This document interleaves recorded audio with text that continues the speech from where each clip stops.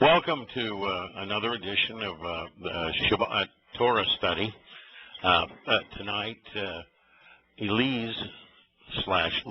will be doing the show with me. JB couldn't make it. Kirk is ill, and Yada, he couldn't make it either. He had to get something with his son ready to fly tonight. Not exactly sure, but this is who you're stuck with, okay? And I'm going to start. How are you tonight, Elise? I'm doing well. It's a bit hot here in the jungle, but I'm doing well. Okay, well, good. You know, there was a couple of conversations I had this week, and I really didn't know how to. I can be pretty rude to some people that if they continually claim they have it and they don't have it at all. And here's an example. I had a fellow today, 2 days ago, IM-me, and his interest was in a couple of verses somewhere. And he said, I said, well, why don't you use this? Because he was talking about science. And, I pulled up a couple of real scientific statements straight out of the Tanakh and gave them to him. He says, well, I don't like to mix religion with science. I'm over here saying, say what? The creator of science, the master of science. I'm sharing his words, and I'm showing you that he was talking about, relativity before anybody even knew what the word was. He described it. And to be able to describe relativity some 3,000 years ago on a piece of paper leads me to believe we're talking about reality now and not some kind of a religious joke. Would you agree with that? Well, I think the problem lies in his comment, mixing religion with science.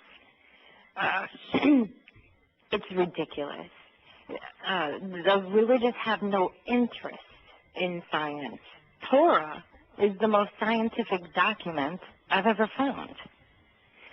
Take the Yad, 10th letter, right?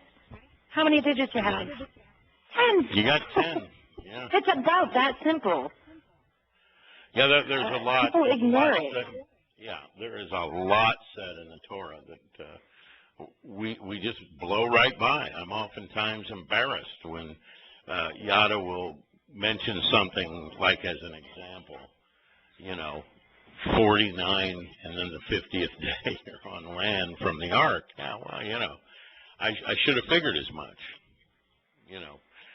It was right there in front of my face. I've read it 100 times and blew right by it every time. But one thing's for sure, anytime we're in the Torah and Yahweh starts bringing up numbers, he's doing it for a reason. He doesn't waste his voice on a lot of, nonsensical chit-chat. Absolutely not. Every word, every yod, every little thing is in there for our benefit. And there's so much, even me, that I miss routinely. And I'll go back and look. And even the art of gematria, it's not something that everyone's familiar with, but and some people say, no, it's numerology, it's this, it's that. No, it's not. You posted a wonderful video that was done by a scientist from Hebron University. And it shows exactly how the word sun and moon and earth all have scientific value to them. And without gematria, you can't come to that conclusion. And it's ridiculous for people to completely ignore the facts, ignore logic and reason in favor of worship and prayer and religion. Yeah, and that's a good point. That's a very good point, because that's what we're going to talk about now. Religion, things that are good. Good according to who, I'm not sure, but probably to most people because they've been brainwashed, to that degree. I did a post. It said, what's wrong with this phrase? Hear no evil, see no evil, and speak no evil. And this is considered great wisdom, by some people. And, of course, the question is rhetorical, because just about everything's wrong with that statement. If you hear evil all around you. Zoroastrian philosophy. It comes straight out of Persia. And they even had a school for it in Italian Renaissance Europe, teaching this garbage. The Raphael School of Athens. In 1550, that's all they did was teach this stuff. Okay, and quite frankly, it comes from even Zoroastrianism itself, Taoism, Buddhism, all of it came from India. Probably one of the biggest harlot places on the planet. Okay, so while we see that, that we hear that phrase, we've all heard it 100 times, I would just like to say that the reason that nearly everything about that statement is wrong is that when we hear evil and we look upon it, we should expose it, because evil should be confronted, exposed, and condemned everywhere. I mean, do we love the people perpetrating evil? Well, what I could tell most of the world, not most of the people with us tonight, but most of the world, yes, people really do enjoy evil. In fact, that they do. They promote it in every country that I know of. There was a king. His name was Yah. And what it means is that Yah strengthens, togethers, and unifies, and it's transliterated in English as Hezekiah. But it's Yah.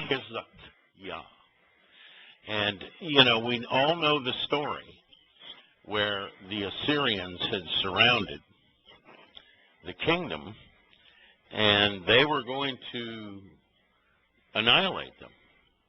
But, this particular king chose to follow Yahweh's instructions as opposed to going out and doing what the northern kingdom had done, which was, try to make pacts with people in other countries that were diametrically opposed to Yahweh, but they were also opposed to Israel's enemies at that time. So this is the concept of my enemy's enemy is my friend. Sort of a Sun Tzu type of war mantra, if you will. But Yahweh doesn't really say that. And so what I did was I started thinking about, where do people actually promote death? And I'd gotten a message from a guy that was talking to me, and he had asked me these questions, and I'd given him answers, and he had made this unbelievably foolish statement that he doesn't like mixing religion with science. He wants to keep that separate. And I said, well, I really don't promote anything religious over this way. And the person who created, the individual that created the spiritual and the physical realm, is not religious in any way. In fact, he never once, throws kudos or accolades toward the religious community or those that carry the water for the religious community. In fact, he does quite the opposite. And I said, as an example, I said, let's look at Christmas. There's a religious holiday, I told the guy. And he goes, oh, yeah, I know, that's all, out of Babylon and all that. He says, yeah, I know all that. He says, but, I do it, for the kids. I said, now, you're telling me that you understand that this is Babylonian. You understand that this is all very real. But in order to make the kids happy, you want to advance notions that will surely kill them. As surely as if you took a gun and shot them in the head yourself. And he goes, well, no, for the kids. I said, oh, okay, so for the kids, you kill the kids. I ended the conversation. He was a complete idiot, and he was politically correct, is what he was.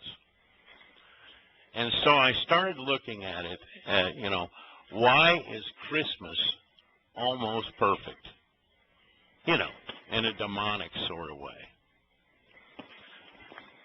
And here's what I came up with. And you chime in anytime you like, Elise. And now I'm going to go back to the time that this king had decided to tear down all the religious symbolism in the area, get it thrown away, get it trashed, and follow Yahweh's instructions. And by the way, it took him an extra month or so to do it, and Yah was fine with that. What Yah isn't fine with is religious symbolism and sun worship and the like. He is in no way interested in inviting religious people into his home because he looks at those things the same way you or I would look at the bubonic plague. And this is how it starts. And this is over in Dabra Yom, which is concerning the days. They call it Chronicles today, which is 2 Chronicles 30:25 through 31:10. And here's what Yahweh had to say. This was after they had the party. Everything was fine. They had torn down all the religious symbolism in the area. They had gotten ready for Pesach, Matzah, and Bikurim, and they had done them. And everyone was glad and rejoiced. The entire community, Yahweh, the Lowy, priests, and everyone in the crowd who came from Yisrael, even the foreigners who came from a region of Yisrael who lived in Yehuda, and there was a great joy in Jerusalem. The Lowy, and the priests, those are people who just officiate, stood up and evoked favor on behalf of the family, and their voice was heard, coming as a petition, and to the set-apart dwelling place in the spiritual realm. This was not a prayer. It was actually just a statement. It was a petition. When they finished all of this, they went out to all of Yisrael into the cities of Yehuda, and they found and destroyed Sabar. They shattered, knocked it to pieces, the cultic stone pillars. They cut down the Ashura vestiges and demolished the hilltop shrines and altars from all of Yehuda, Benjamin, Ephraim, and Manasseh. And when they had finished, all the children of Yisrael, each individual to his community with his own inheritance, that was returned and restored to that.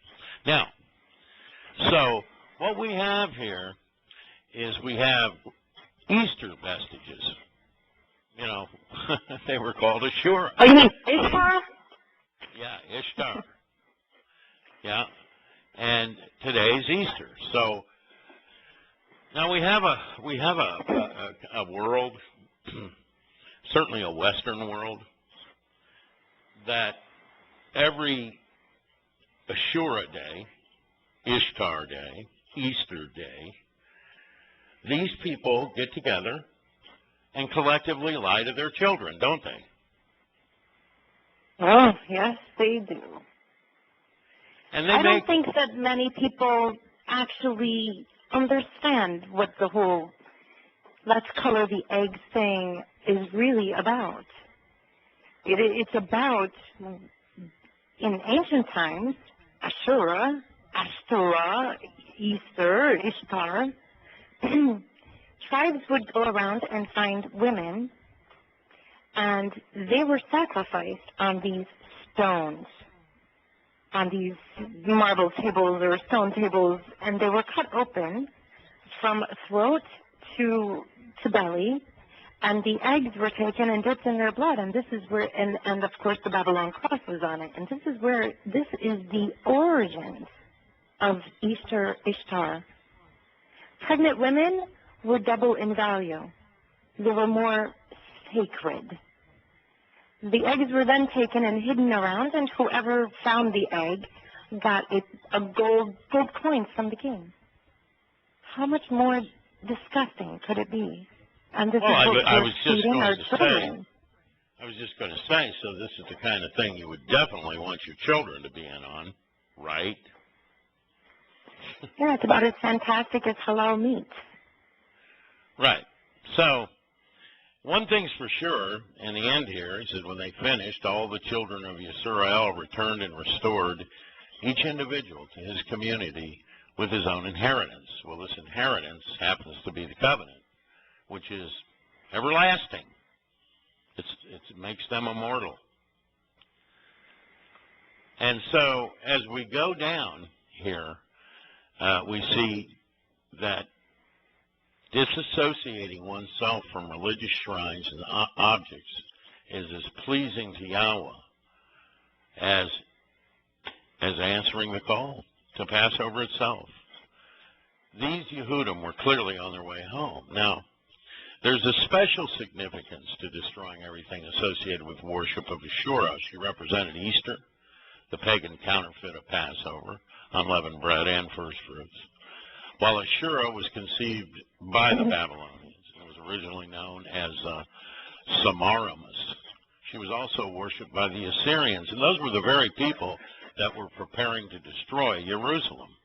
And of course, Yahweh sent out a malach, the malach of death. He killed 180,000 of them in one night, and nobody in Israel had to, as much as pick up a sword. They were done. They limped home, diseased.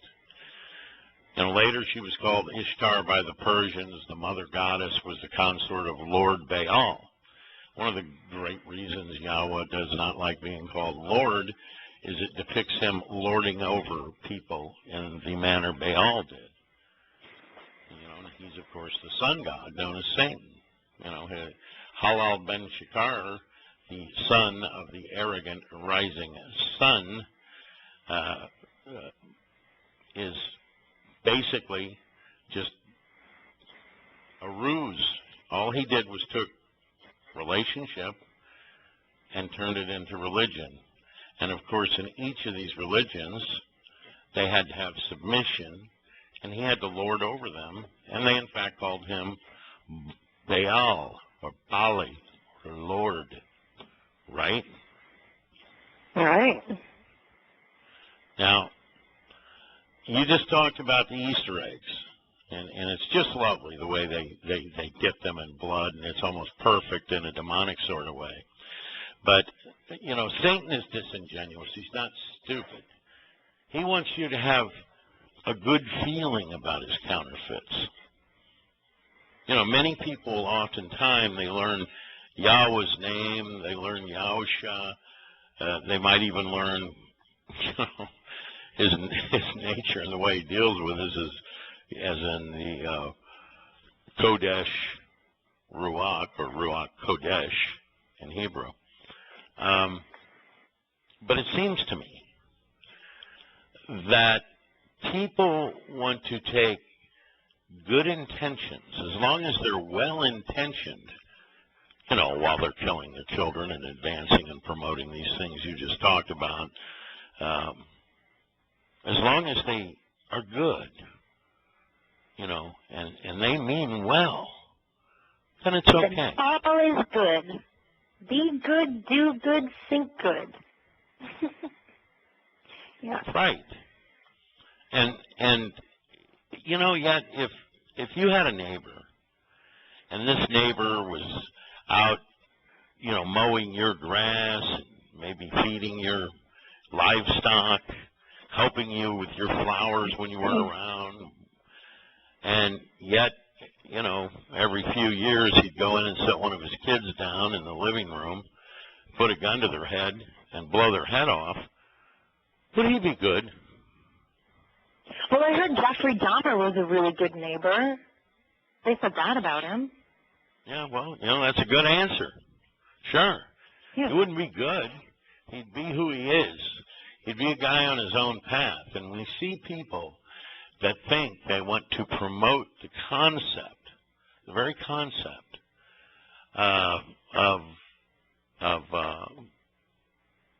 goodness through doing what is in complete opposition to the creator of the universe. The person gave him life.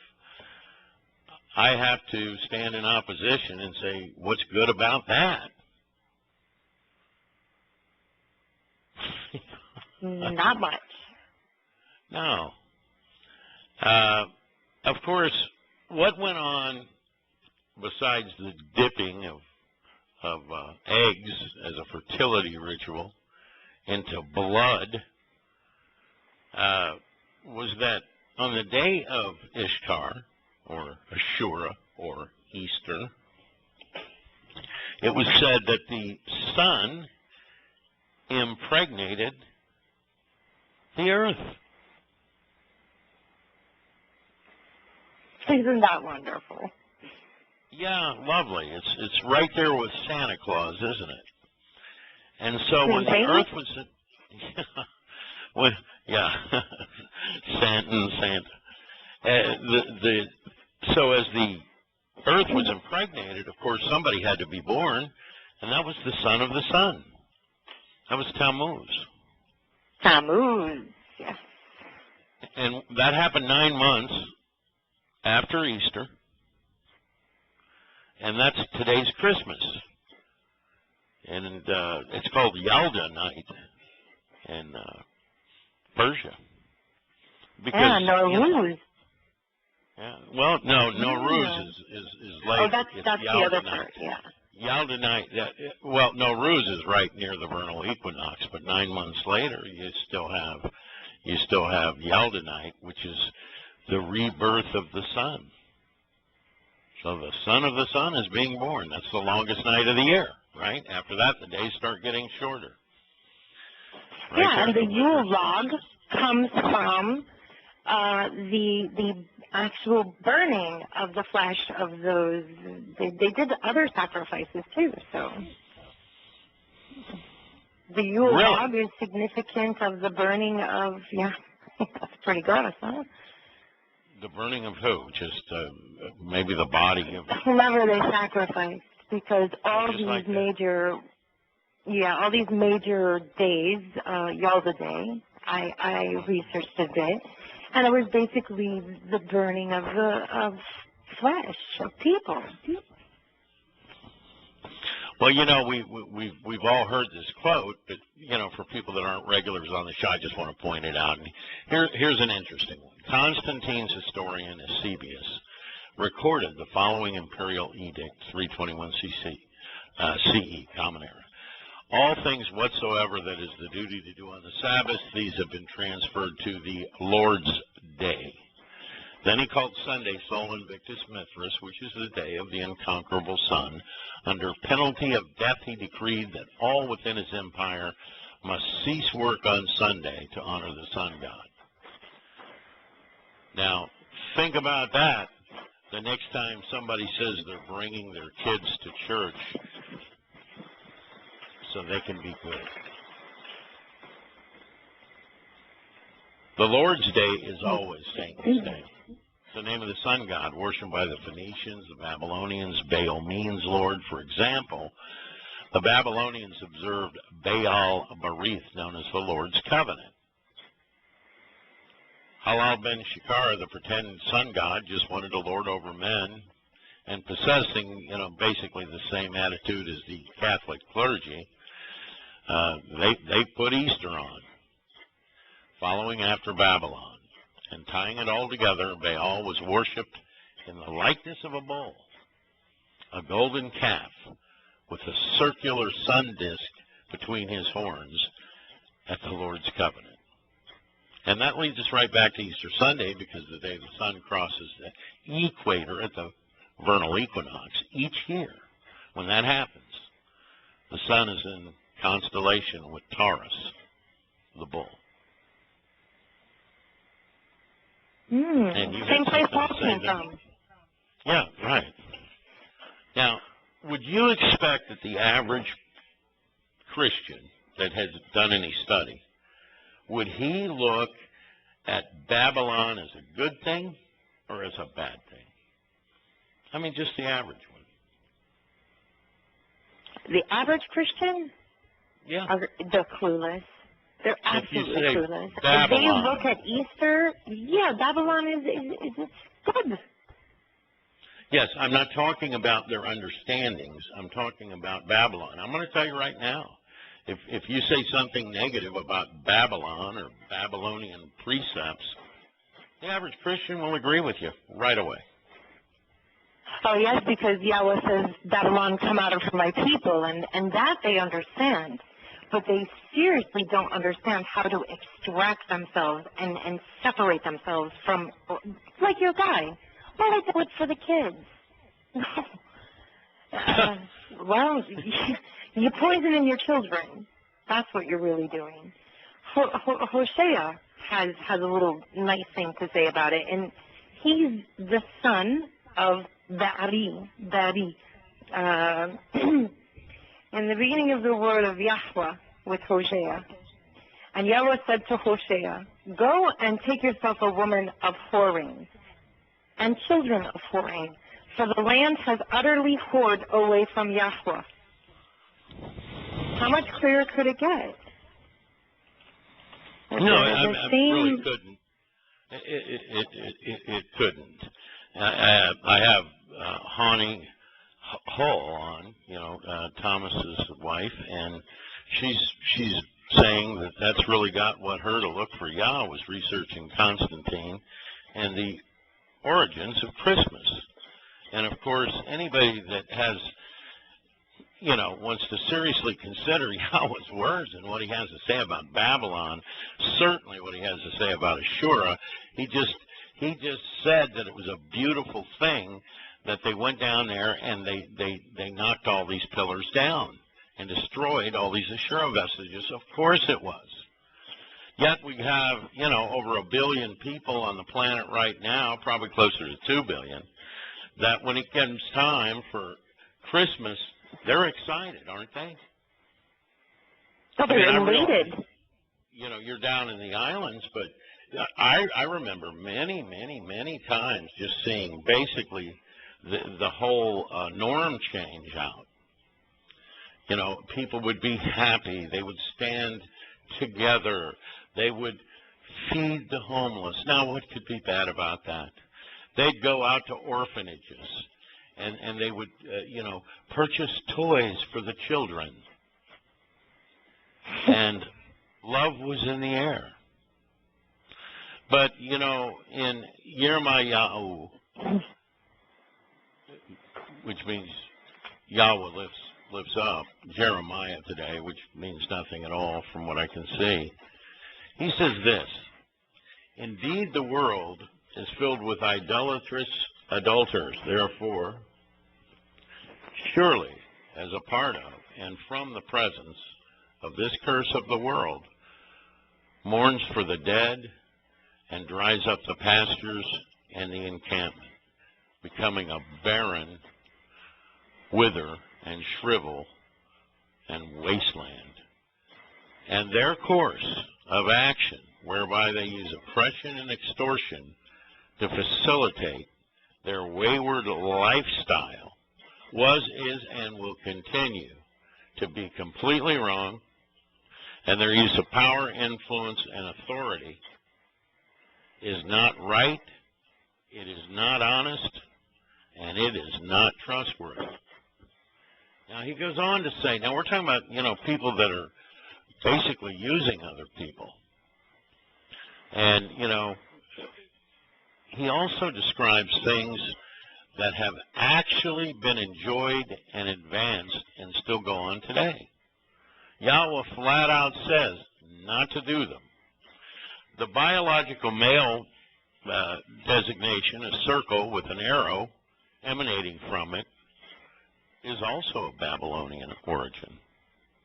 It signified the sun, represented by the circle, sending a ray, represented by the arrow, out to Mother Earth, impregnating her at the festival of Ishtar, Ashura, celebrated on the Sunday nearest the vernal equinox. And true to the faith, Constantine's followers celebrate the sun's great achievement each year on Easter Sunday and 9 months later in their sun god nativity scenes of December 25th. He goes on to say here, hear the word of Yahweh proclaims to you, O household of Yisrael. Yahweh says, do not walk in the ways of the Goyim nations, pagans and heathens. Do not teach the signs and symbols from the sky, for the Gentiles are confused and destroyed by them.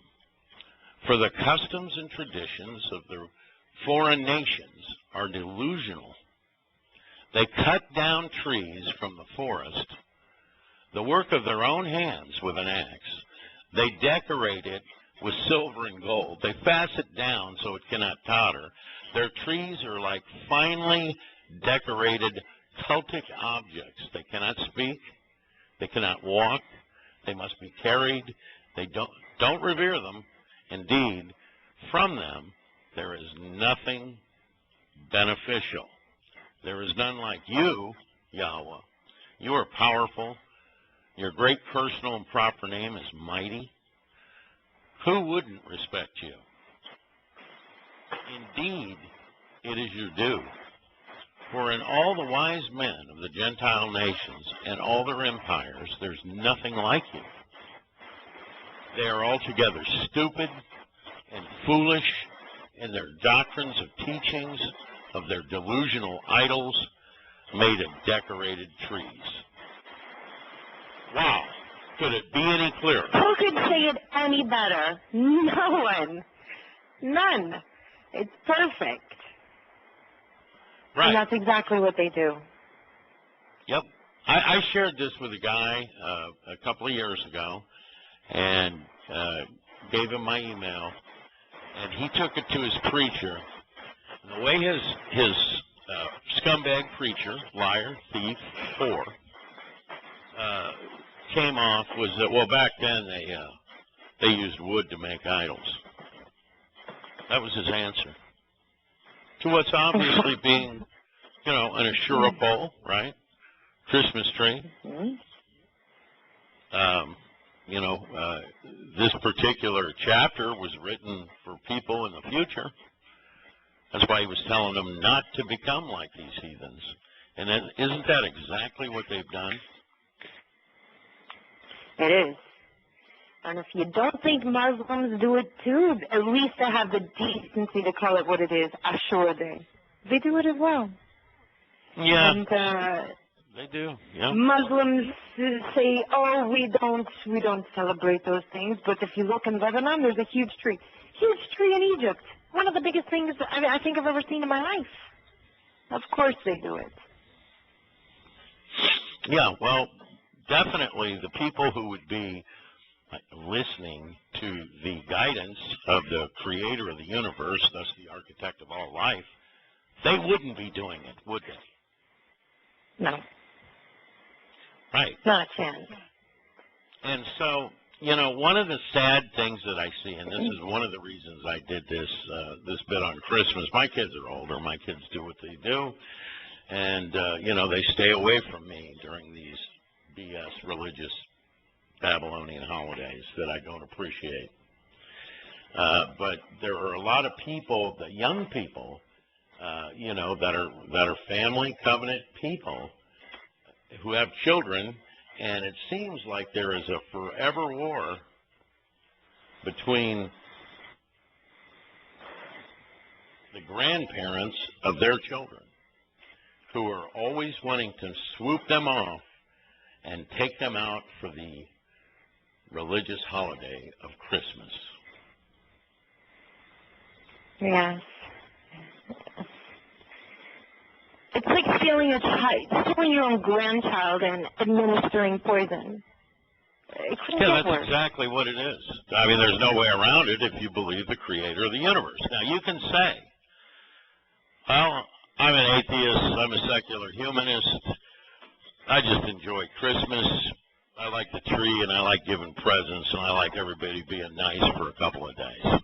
Plus, I like the time off.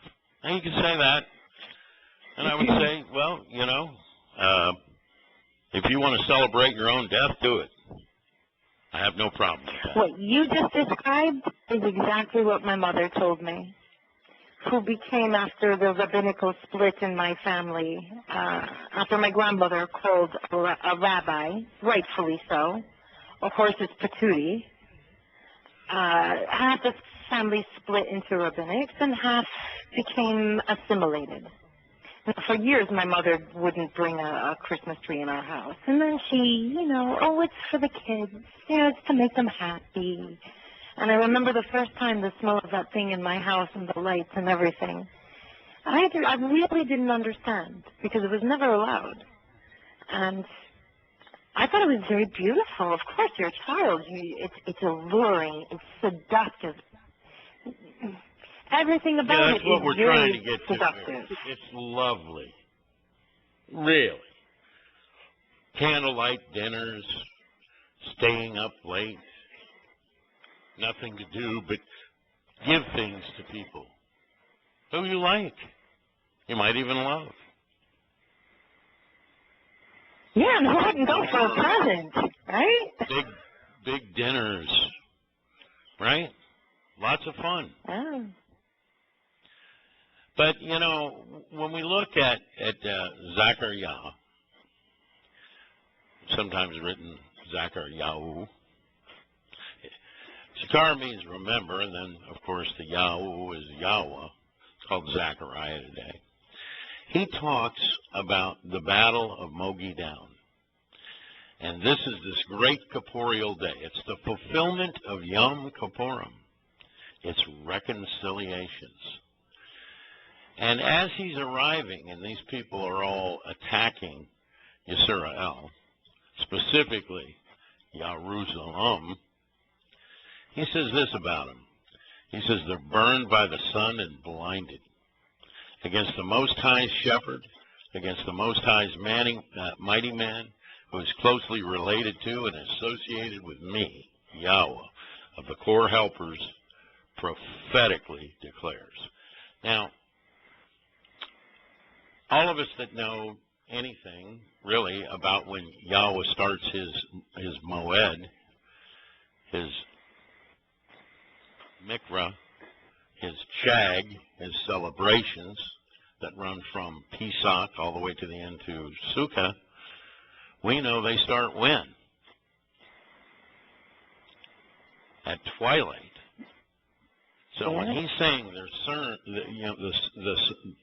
they're burned by the sun and blinded, we know what he was talking about. He's talking about all the sun god images. These are the people that decide in the end that all the Yehuda need to be killed, and they are attacking Jerusalem, and they are burned by the sun and thus blinded. Satan's name is Halal ben Shakar. It means the arrogant and beguiling son of the rising sun. The adversary's most common guise throughout all human history, starting with Babylon, is the sun. And that's important because sun god worship permeates almost every important aspect of Roman Catholicism and thus Christendom by association.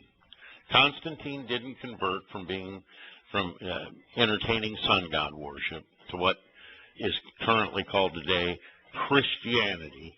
He replaced and he convoluted Yahweh's message with the sun god religion of Mithraism.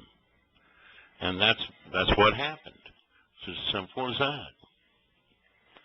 Now,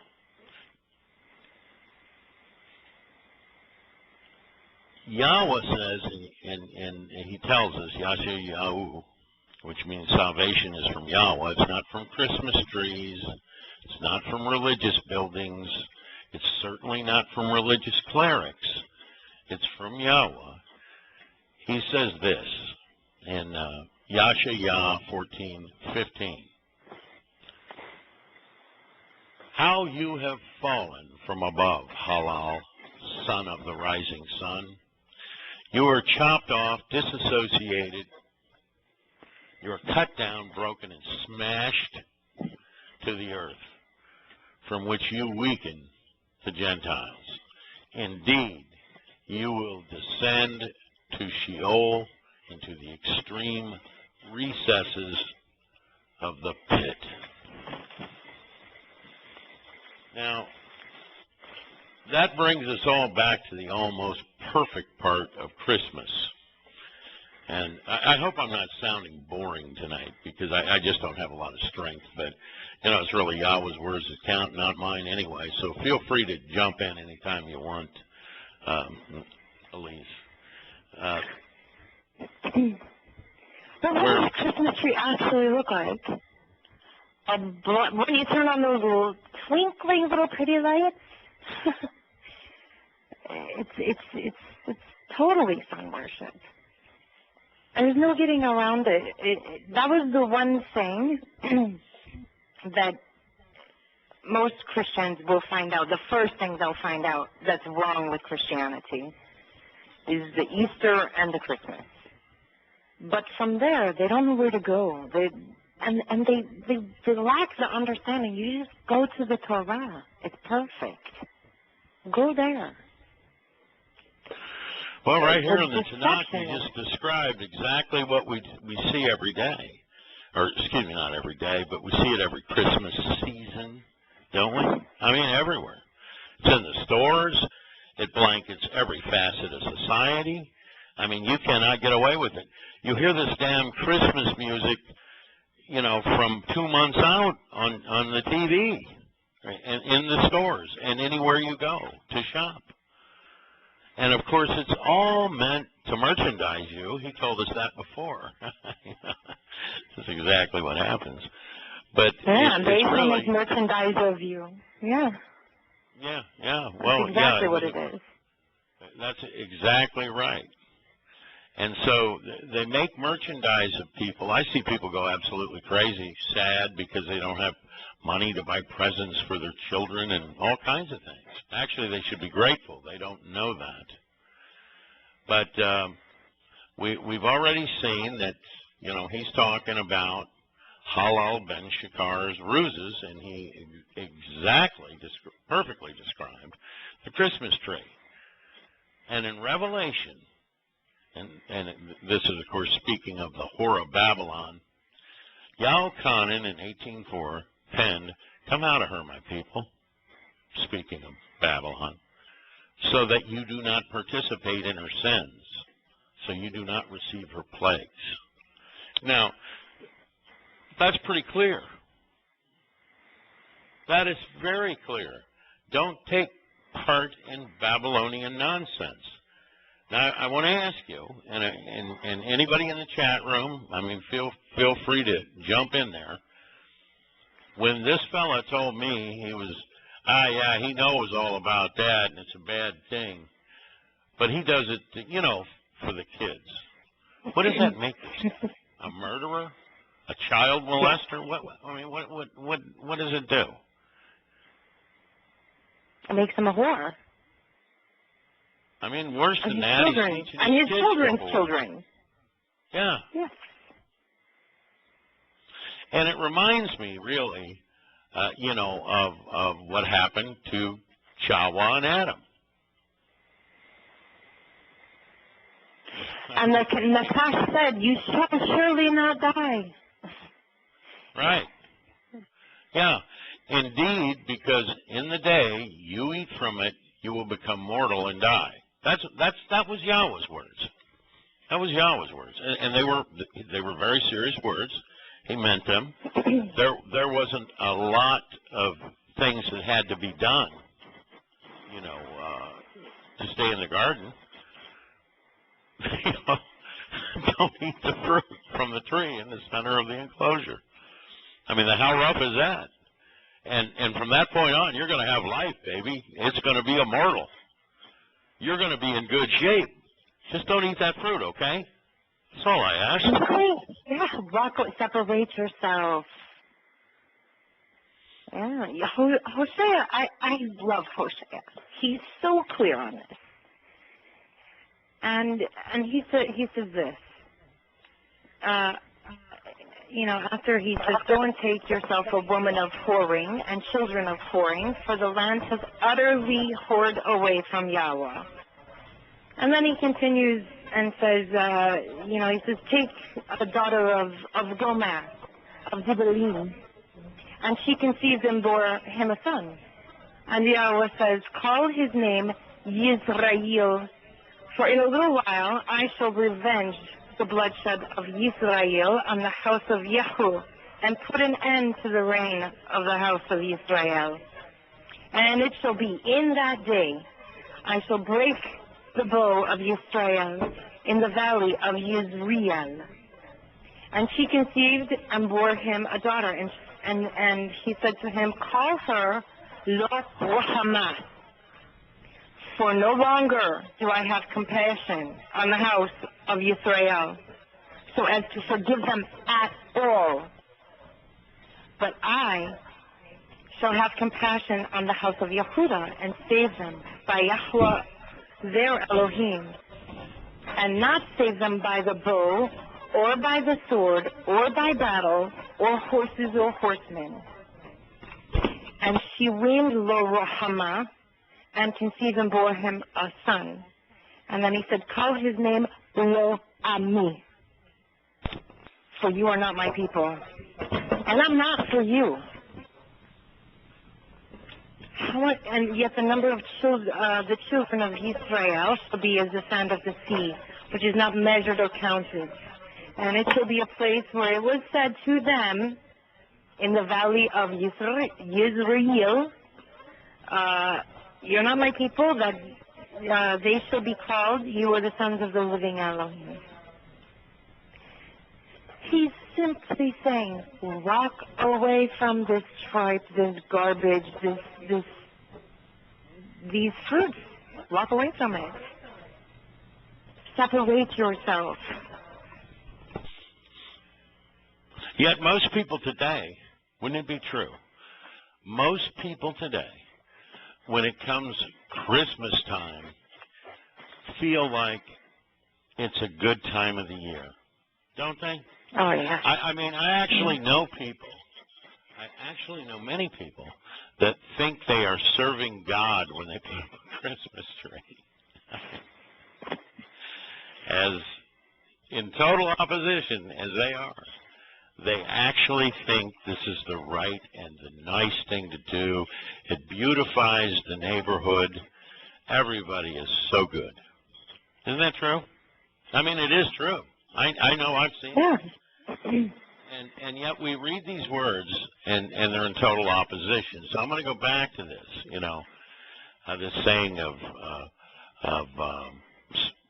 serve good, become good, look good, don't hear or speak evil. Now, this is how religions start. Yet, how can being in opposition to the Creator of the universe and in opposition to the words that he shared so that a person could, be well instructed to meet him and become adopted in his family, otherwise die, how could any of this be good? How could teaching your children in opposition to Yahweh and clinging on to Babylonian concepts be good? I mean, they are damning their own children at that point. That they are, and their children's children. Because I'm going to... Okay, go ahead.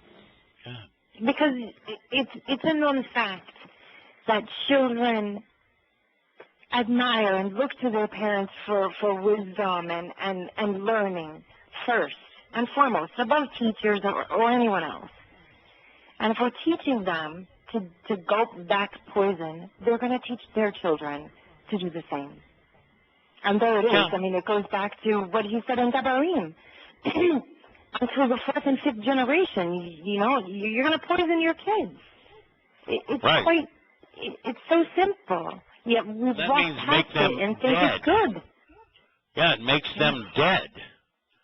You know, and I'm going to go back to the garden here, and you know, Yahowah started off like this. Okay, she relied on her own words really to defeat Satan. She didn't rely on Yahweh's words. She relied on her words. That she did. And here's, because what she said was, the wife and woman said to the serpent, we can eat the fruit. We can eat the fruit from the trees in the protected garden enclosure, but from the fruit of the tree, which is relationally in the middle of the sheltered enclosure, God said, do not eat from this one. Don't even touch it, lest you die. Now, Yahweh didn't say anything about touching it, looking at it. He said not to eat it.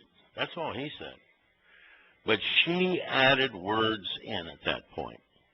And the minute she started to create her own sense of decency and what was right to follow and what wasn't right to follow, her words, but you know, by Yahweh's words, she was done. God didn't say anything about touching the fruit. Only its consumption would lead to death. Yahweh, with free will, and thus the capacity for creativity, fashioned a rule that Yahweh didn't delineate or make. Catholic prayers to Mary and Mass and are more modern examples, but you know, these are just examples where they've decided to add on what they want.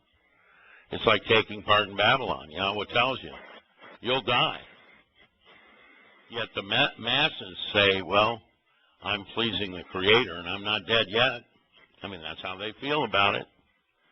But the venomous reptile said to the woman and wife, you shall not die a physical death. And that is true up to a point. In other words, she could eat it, and it might have tasted like a pear for all I know, and she ate it, and it tasted good, and she certainly didn't drop dead. And what Satan said was true, too. You know, you shall eat it, not die a physical death right now. That's true.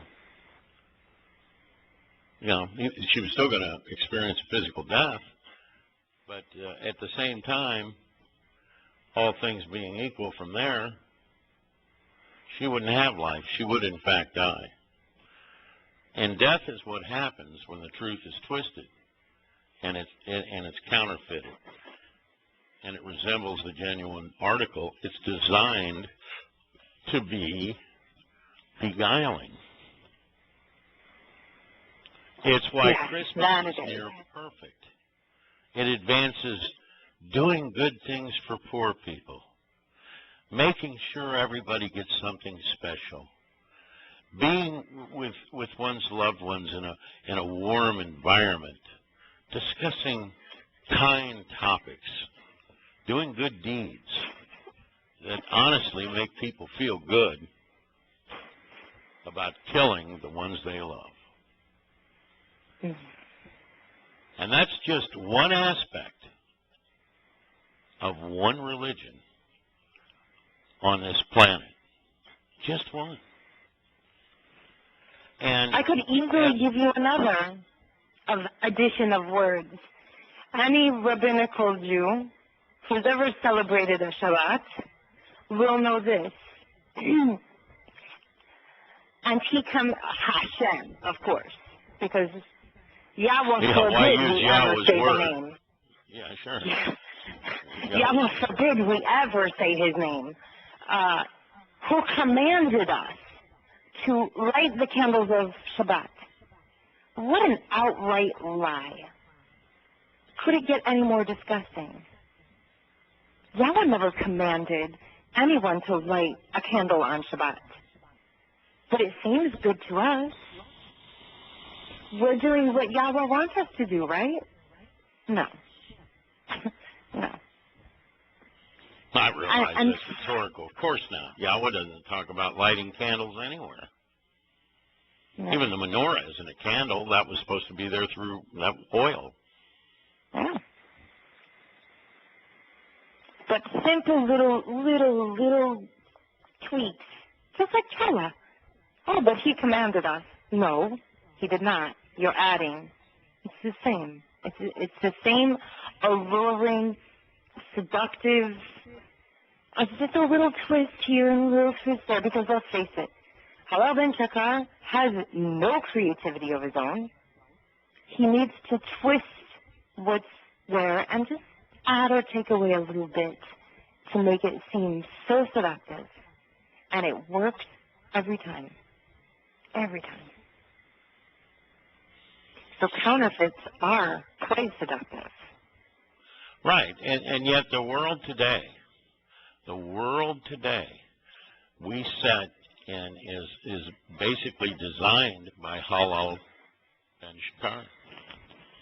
Not the planet itself, not the universe, but the commonly accepted practices are. And people embrace them as though sharing this poison with their own grandchildren is a sign of love. Now, how confused is that? Maybe it's why Yahweh said in the end, they won't be able to know good from bad, bad from good. In fact, they'll call bad good. And, what you get, that's kind of funny, too, because, I've heard it before. And what could that mean? If the majority of the people are calling bad good, what is this bad? And if you talk to Christians, well, the streets are filled with criminals and the schools are worse and there's homosexuality everywhere and there's rape on the streets and there's more murder than should be, and on and on and on. And while all those things may be true, those are just symptoms of a problem. The problem is that instead of actually trying to figure out what Yahweh said and following a pretty simple set of instructions, they decided that Ha-Satan's words were above Yahweh's words. And I got to tell you, this is why I don't feel sorry for a lot of them. Yeah. I really. Well, kind of like back in Eden, where Hashatan's words were smooth and easy and palatable. And it's trickery. I mean, people really do believe that good is evil and evil is good. Let's take the Israel to contend with Yahweh. I don't think there's a person here in the covenant today who didn't contend with Elohim at one point, said enough is enough. Just tell me your name. Show me please, I want to know the truth of this. I need to know the truth of this. Only then. And that's what I think real humility is. I don't have the answers. No one out here has the answers. What's your answers? Tell me your truth. I want your truth, no one else. That's when it begins. When we give up that which is lorded over us in favor of that which is really, it's not a well-trodden path. And I don't think there's a person here in the covenant today who didn't have that moment or several moments where you're just shaking your fist at the world saying, this can't be right. Tell me what's true. I just want the truth. I don't know how, I can't speak for anyone else, but I know that's how that's how I came to the truth, where I was just so fed up with running in circles in dry places that I just broke down and said, just give me your truth. Yahweh's words And are he pretty did. straightforward.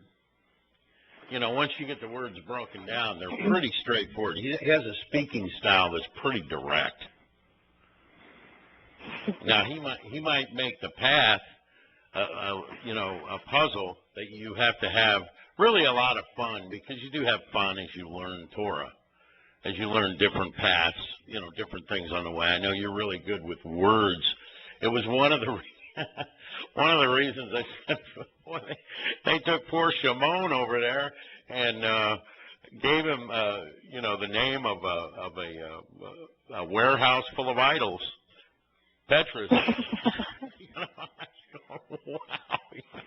I mean, all these accidents that add up, like Yahweh being called Lord, and Yahushua being named after the Druid savior at Stonehenge has this. And they get right down into the names of disciples and start calling them by idolatrous hills names. And these things are not accidents. They're very purposeful, which is why, just prior to describing this Christmas tree, he described these men that find it humorous and wonderful to lie to people and merchandise them, which is what nearly all of the known world is about today. Just a giant lie, and the people that are running it are these Canaanites, which means clandestine merchants, and they're running everything right into the ground. And these are the very people that also promoted things like Easter and Christmas. And people seem to embrace death with, I don't know how to put it. It's so sweet to them. Their own death. And let's face it, most of them do not think they're going on to heaven. I've watched these people on these shows where their relatives have been murdered, and at the end they will say, and I know. And it's funny, they shake their head no while they're saying it. It's really weird. I mean, honestly, it really is. And they'll say, and I know he's watching me right now, and I'm going to be with him. And they're shaking their head no while they're saying it. I mean, it's very odd. Amazing. Yeah, well, it's amazing if they really believe their own nonsense. That they could oppose the creator of the universe. They could oppose his words. They could even not take the time to ever even look at his words, so they wouldn't even know if it's true or not. Let's face it, when you walk into a religious atmosphere, you've got somebody telling you something. He never proves any of it. He just says it. Right? So kind of like your guy in the science and religion thing. You can prove it to him all day long. He won't look at it because he won't mix. Yeah. I had a guy walk up to me. It was, I don't know, a few months back anyway. And he came up to me and he said, "Look, I'm stuck at the store. I ran out of gas." He says, "Could you help me, just maybe get enough gas to get home?" I said, "Well, where do you live?" And he was talking about, 20 miles down the road or something. And I said, "Sure." Handed him $10. Said, "Have a good one." Got my car, and before I could, I opened the car door, and before I could sit down, I knew I'd been had. Do you know why I knew I'd been had?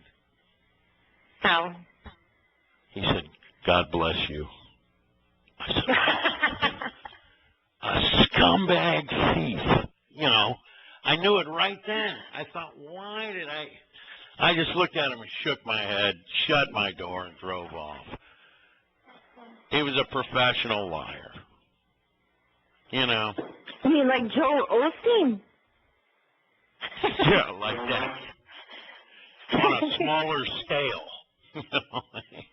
He was a failed Joel Osteen, even though I doubt that you could fail any harder than Joel Osteen has failed. when he sees an ark being built, as Yahweh telling us we should all own a yacht. Never, I don't know why, I never got that out of the story of the flood or Noah. Yeah, we should all somebody's have that, been on hold here. I just put them on. 276 area code, are you with us? Nope, they hung up. Not sure what happened there.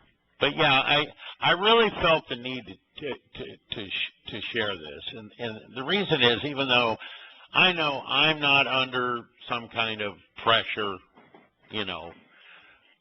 to introduce my kids to Santa Claus and the Easter Bunny and the rest of it. Oddly enough, there are people that are practically threatened, by their parents or in-laws to try to kill their grandchildren. It's just an amazing thing, and it's the reason that I put that note together. And it's a rather lengthy note, and probably not a lot of people will read it. But anybody who was really looking for the, what's so perfect about Christmas, they would find that it's an abomination by the time they finish reading the note. And it's like the rest of the world. It's one of the things that people are confused about. People are confused because they think God's omnipresent, right? I mean, that's pretty confusing. Yeah. And he's everywhere, and he puts all these people in power that are basically, working to diminish you financially or any other way they can. Apparently, they really, get off on this. Otherwise, they wouldn't do it. And, you put that stuff out there, and people who think Yahweh is omnipresent, he's controlling all this. Man, this is nothing more than choice. Poor choice. But it's poor choice by mankind. Yahweh doesn't have anything to do with inventing Christmas. He didn't do it. No. But he gave people that really don't have the ability to reason very well their own opportunity to do whatever they wanted. And that choice, that group of choices, is going to move straight down toward the final battle of Mogi Down. And I can tell you, this I do know for a fact, most people today aren't going to make it. That is true. Oh, yeah. And even if you did make it, let's say you made it. I mean, that would be good. But going through that 7-year period of time wouldn't be so funny, would it? No. From what I read in Hebrew, it's gonna be no. He says, I'm gonna make man as rare as the gold of Ophir. It took me 3 months to figure out where this place Ophir was. Okay, because the mines are empty. Okay, enlighten us. Where is it? Saudi Arabia. Okay, well, break it down. Close to Yemen. More close to Yemen. Okay. Actually. And there is no gold left there. Very little, I'm assuming. Because there are people at the end where Yahweh says, they are redeemed and washed clean. However, when's the last time you heard of any gold coming out of Yemen? Not much comes out of Yemen. Yemen imports everything that they have because there's nothing there. That's just a dried up wasteland.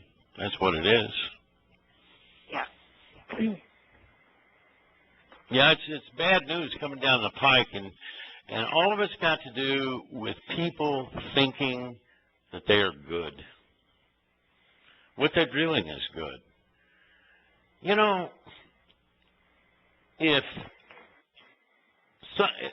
let's just say that some guy had come along and built you the finest mansion and provided you with the finest gardens full of the finest fruits and the finest meat was out on a pasture that you had full access to.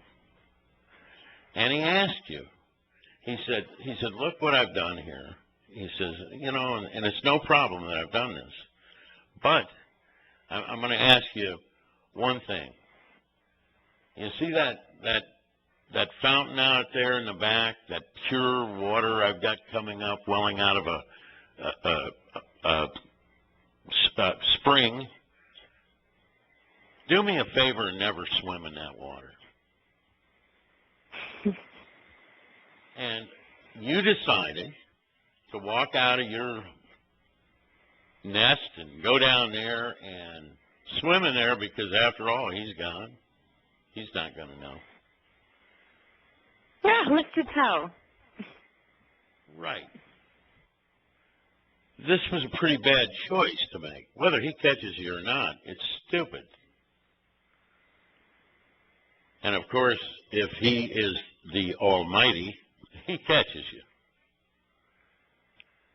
And, you know, this is really the position people are in today. It's hard for them to imagine that the choices of the people they thought were wise, their grandparents, their great-grandparents, so on and so forth, made good choices. Well, the truth is, most people make choices that will kill them every day. Now would be one thing. I have a funny one for you, Larry. Go ahead. I don't know who posted this today. Someone did, but it's going to fall right in line with what you're talking about. A farmer, he's got a beautiful farm and a nice lake. So these girls decide to go skinny dipping in his lake. So he comes down and he's got a bucket and he's picking fruit. And the girls are like, oh, we're not getting out until you leave. It's like, I'm not here to see you. I'm here to feed the alligators.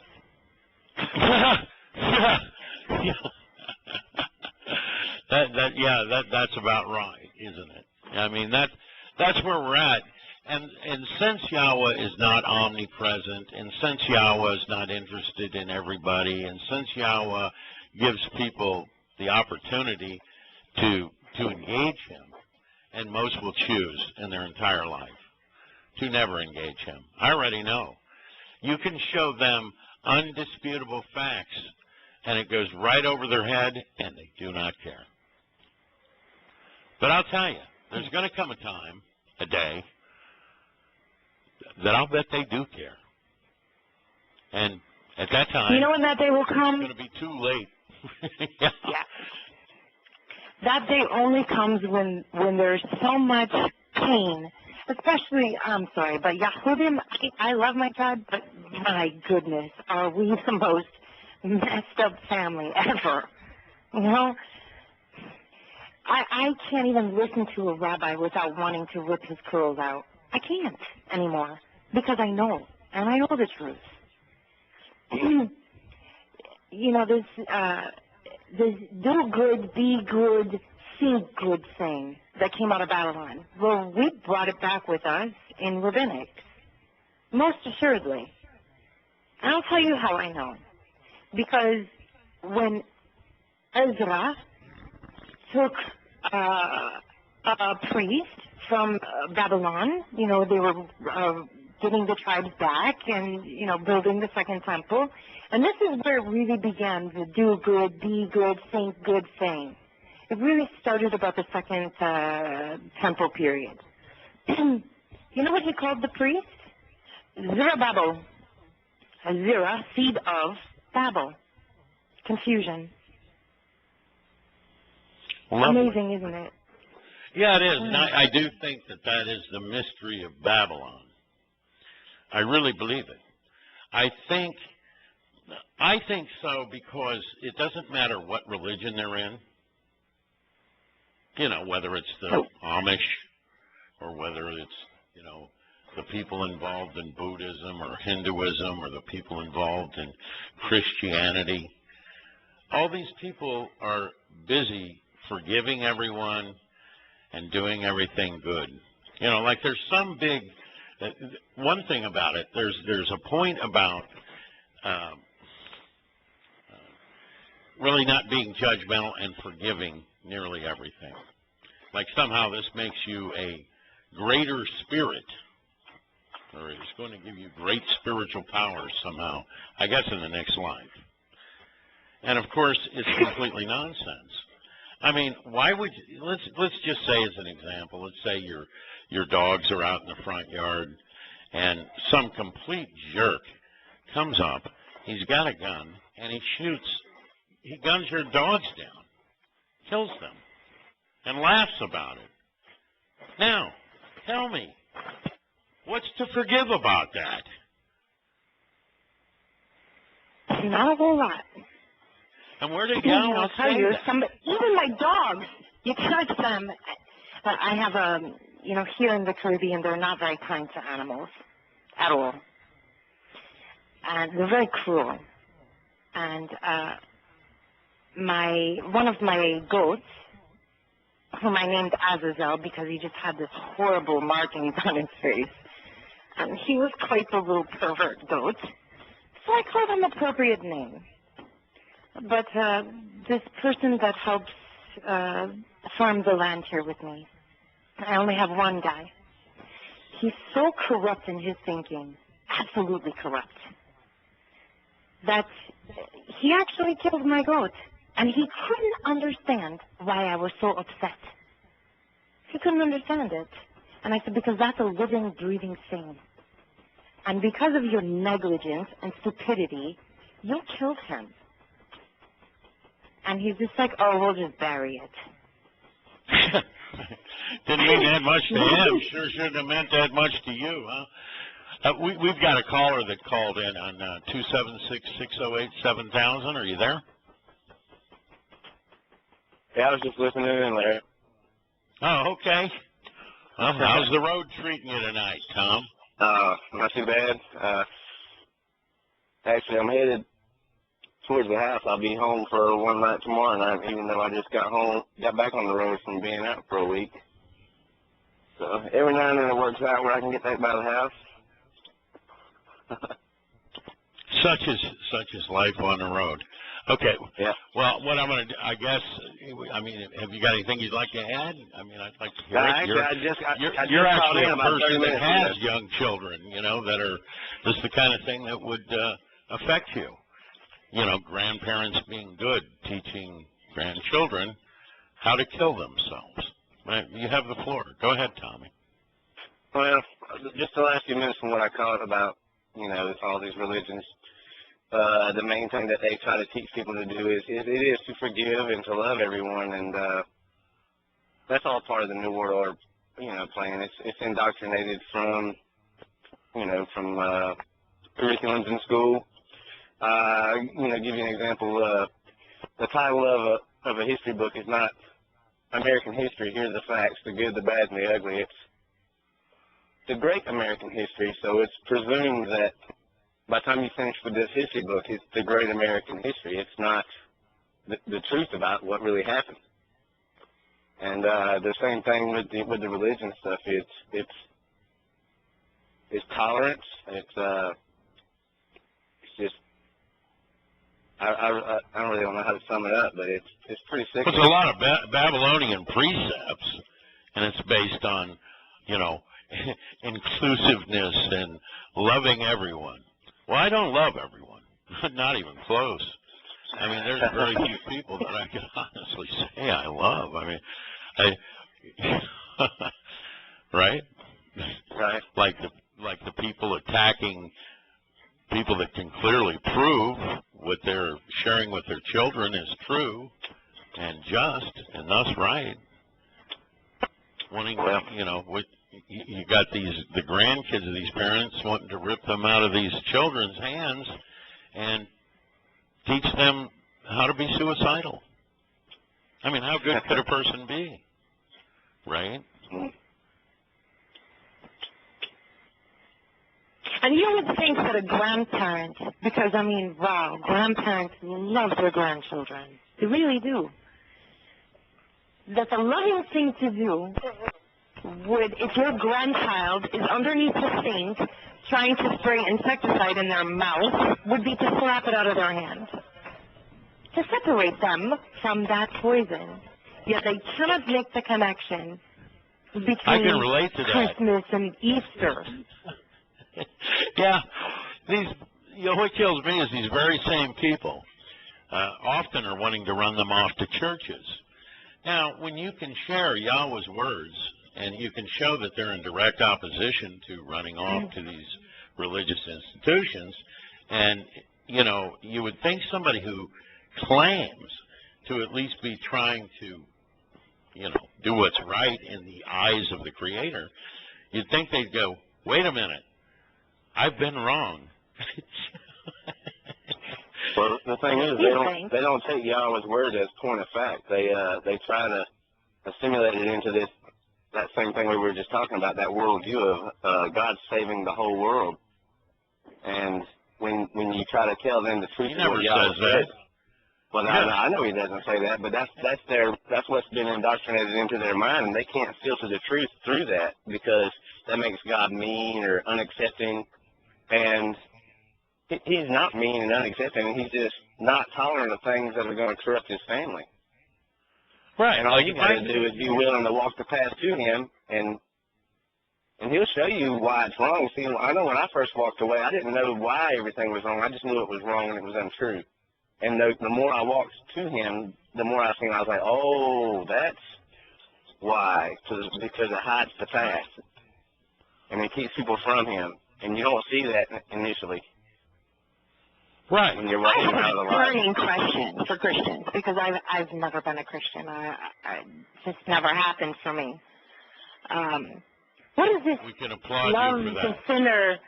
Yeah, no, not really. I had other whoredoms. I went in a totally different direction. It's just the same in Yahweh's eyes.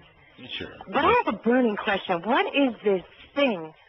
And I could never stand when Christians said it. I just wanted to sock them in the mouth. Love the sinner but hate the sin. What is that? Where is that? Because I've looked all over the Torah and I can't find it. Where does that come from?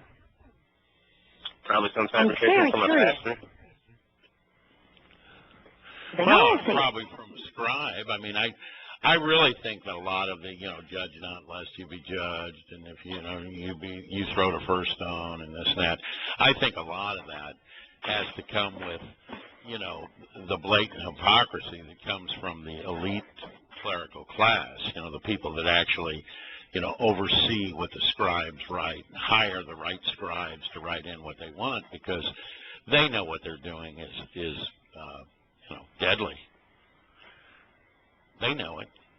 They don't believe. Despite what any scribe has ever put in that New Testament thing, whatever, it cannot overpower or take from what Yahweh said in the Torah.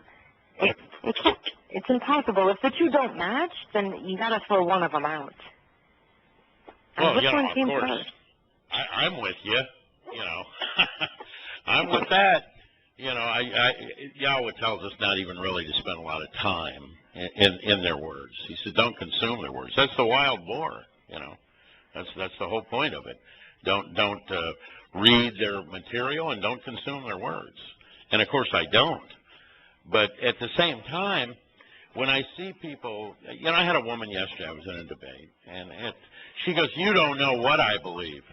And I said, well, I do know this.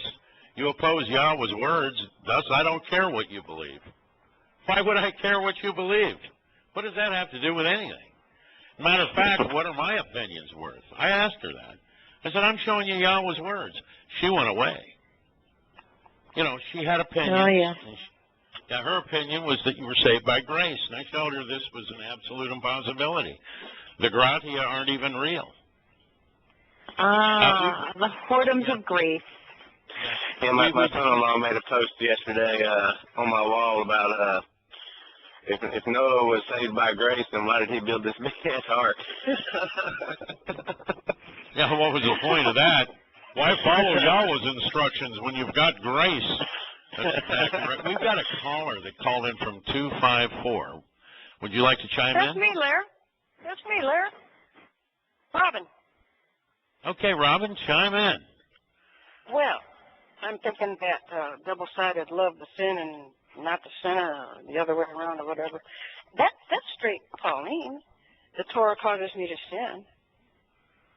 Oh, was that Paul that made He's this? so right. Yeah, 100%. Oh, my goodness. Now it's clicking. Yes. Bravo, Robin. Well, Yeah. it's just good to hear your voice. Yeah, because that's not in Torah. No. Yeah. That is Dode not had a way of putting that down.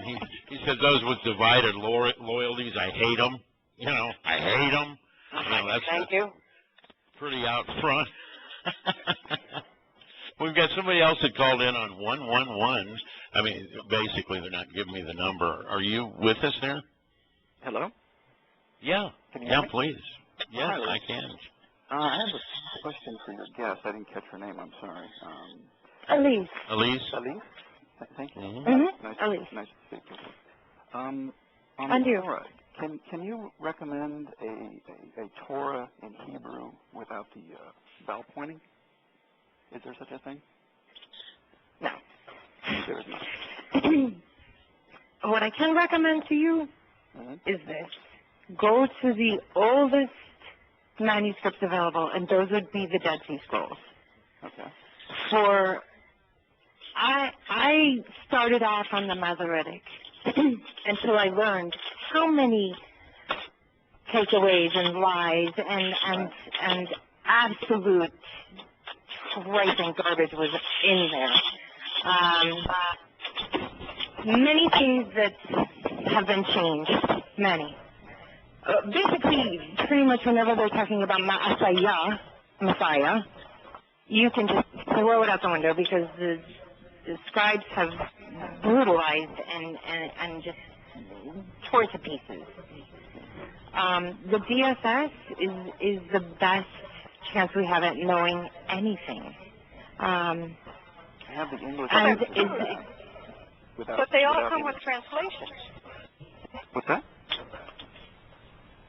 They all I have come a- with translations. Do you have a I have a DSS? copy of the Dead Sea Scroll Bible, but it's all in English. There isn't any Hebrew Right. writing in it That's per what se, we so maybe I struggle don't have with. the right one, perhaps. Right. Yeah, that would be a sad deal because I've seen people say they're doing a word-for-word interpolation and they're calling Yahweh Lord. And this is out of the Dead Sea Scroll. And every one of them I've bought. Yeah, I've been trying to do my own translation. I've been interlinear, and I'm finding multiple mistakes. So, and then I took a biblical Hebrew class recently, or started to, and you're absolutely right. There's just, I mean, they obscure, they remove Yahweh's name. Yeah, and they claim that it's in line with the Bible. Exactly. Exactly. Christians Well, I did tell will the claim instructor. that the DSS is just like the Bible, and I got bad news for them. First of all, there's no worship, there's no prayer, and there's no praise associated with Yahweh anywhere in His Torah. They are associated with Baal, though. Yes. You know. Right. And you can Well, point I mean, these we things can get out a to them. copy for around $10,000 if it hasn't been translated. So there's really no, I've seen them go for much more than that. They'll send you a facsimile copy of the Dead Sea Scrolls if you got an extra, say, $62,000 laying around. Yes. Sure. So is there a copy of the Dead Sea Scroll Bible that's still in Hebrew? There is such a thing, you're saying? Well, you know, the Dead Sea Scrolls, some of them are online. Yeah.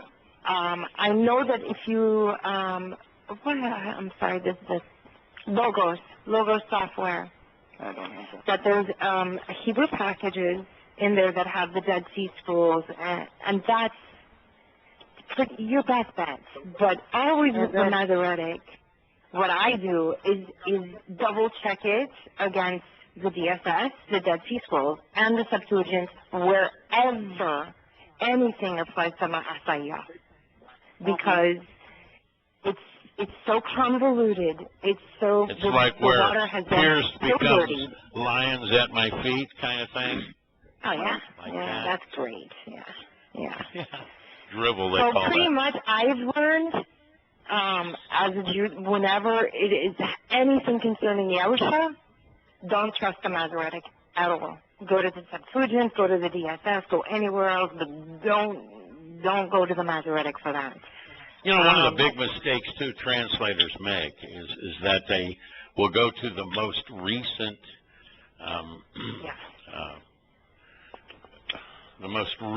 mistake and carry that forward from there instead of going to the base root of the word and figuring out how Yahweh used that the first time he ever used it. And, you know, that's go to the root of the word. The accuracy. You know, I know that. And it makes sense. Now, we have another caller on 337. Who is it? Hi. Okay, well, speak up there. Well, I was just going to point out with the traditions and Christmas and Easter and what you was talking about, the DSS and the Bible and translations, it pretty much goes back to the clerics.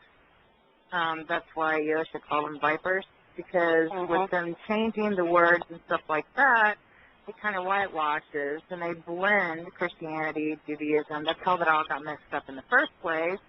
And then they kind of cover over the festival days, which in turn all these people don't know that doesn't know Hebrew. They kind of, you know, get misled. But then, you know, the children, they sacrifice their children by going to church and following the Christmas and Easter traditions, which is kind of dumb. So, I mean, it's kind of like secular reasoning with following Christianity. You see, it's one big circle. Does that make sense? Yeah, and he says, you know, you'll walk in dry places. And it's so true. It couldn't be any more true. They just follow after Baalim. Right. And then when Yahweh was speaking to Abraham to walk out, I mean, it kind of rings clear there. Walk away from man-made traditions. Walk away from Babylon. And it's like he's constantly saying that through the Torah. And these are the reasons. Absolutely. And then you're walking towards something that makes sense. Right. And once you separate the Torah from the Quran and you separate the Torah from the New Testament and Christianity and Judaism, and you understand that these set-apart feasts are not just parties. They are parties, but they're a path that Yahusha walked. He was walking from this realm back into the heavenly realm. And he's saying, you know, you can trust this path, and I'm going to show you, I'll walk it and show you this works. And then you got all, like Larry was saying earlier, you got these pastors talking, but they won't show you anything. They want you to plant a seed of faith or give all your whole paycheck or what, you know, whatever, just do something crazy to prove that you love God. But what are they doing? Where's the risk they're taking? That's where relationship comes over religion. Okay? Prefer relationship over religion. But in order to do that, you gotta walk away from Babylon. That's why those 5 terms and conditions come first. Oh yeah. Okay. It was a good show. I think we're off the air, aren't we? Yeah, we are off the air, but still, you know, they can hear it in the archive. I can tell you this is one of the things that's always thrown me about people, and this is something that's never going to go away. I mean, it's just going to be what it is. People will claim one thing and do something entirely different. I mean, there's no way that I could show you about a Christmas tree and you say, well, I serve God. You know, this is pretty typical.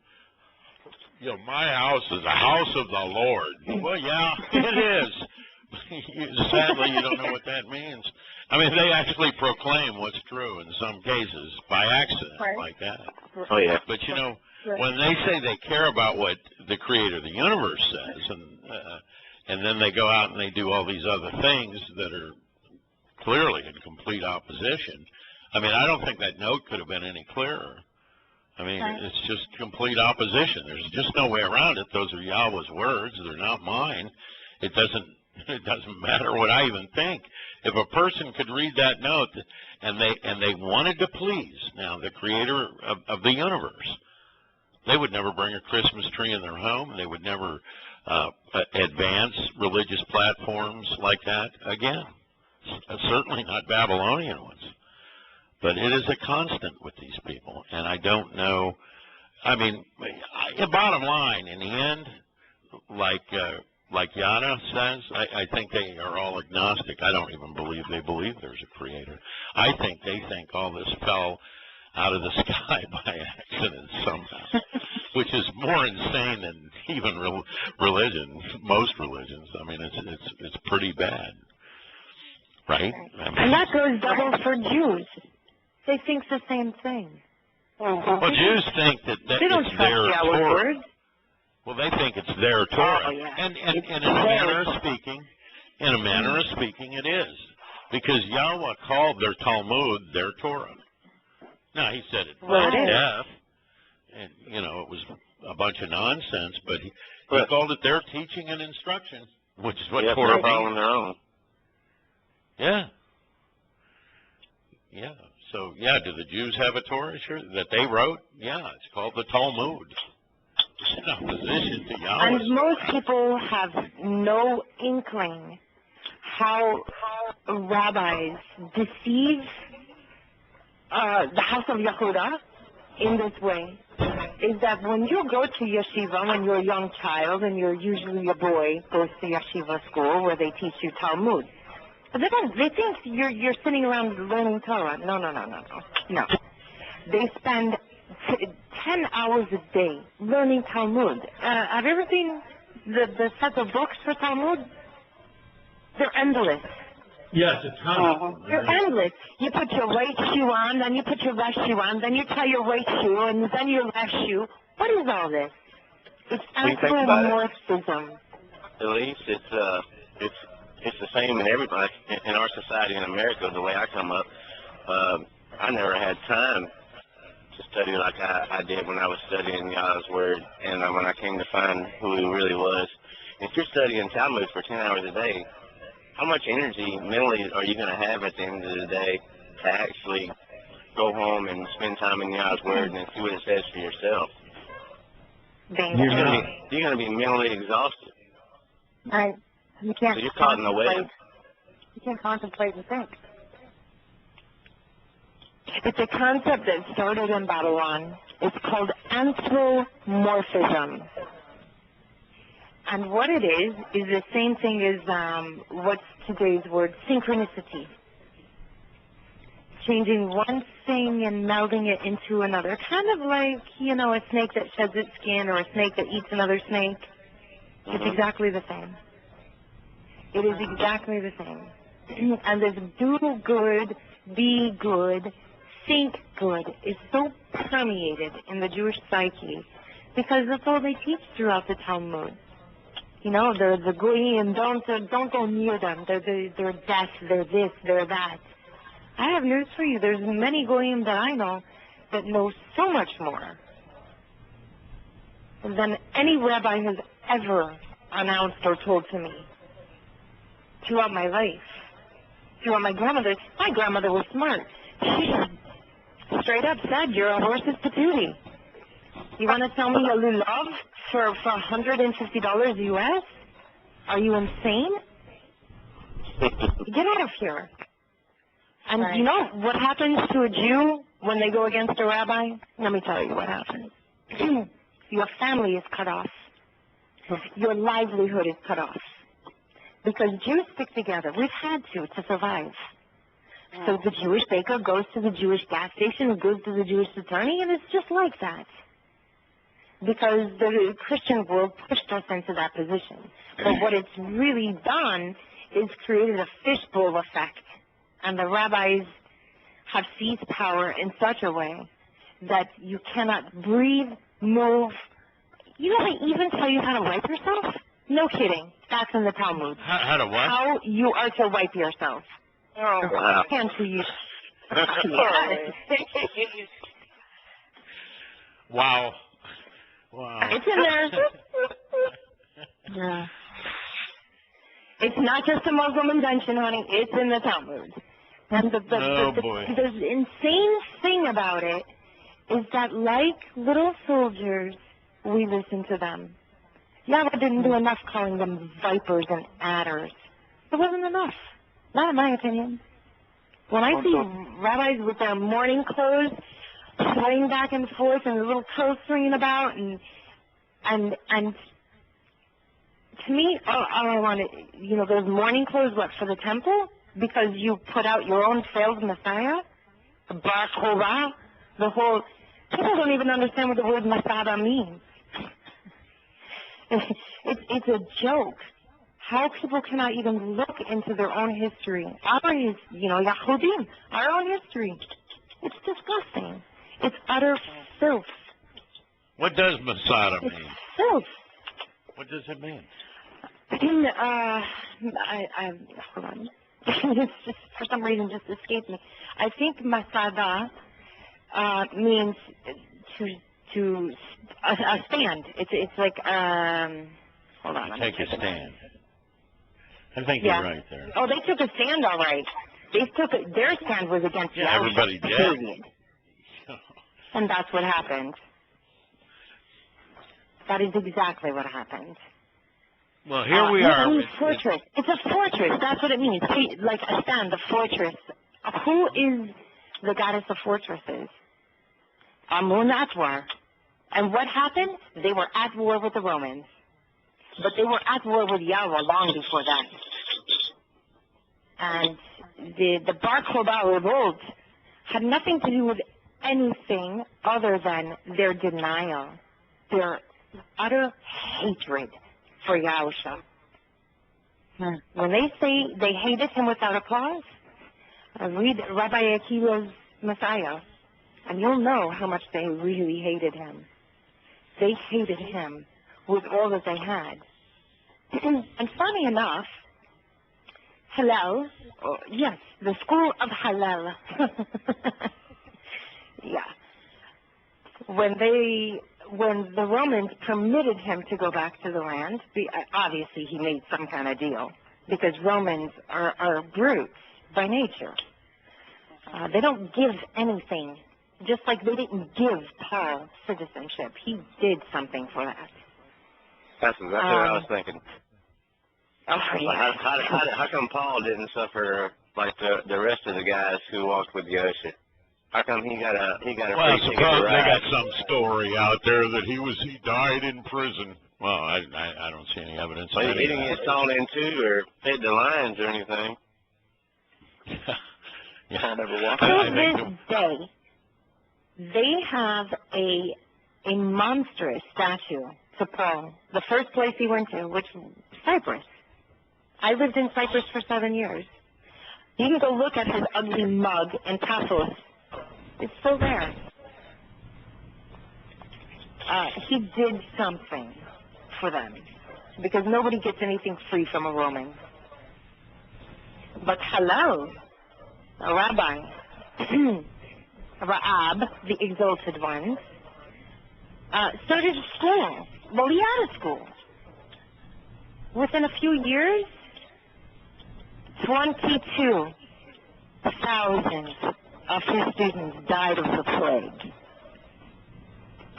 If that isn't clear in your face, 22 is a fantastic number. 22 letters in the Hebrew alphabet. How could anyone ignore this? Especially Yahweh, especially you Jew. I'm stumped with it. I don't know. It makes me weep for them. And Yahweh's words, if you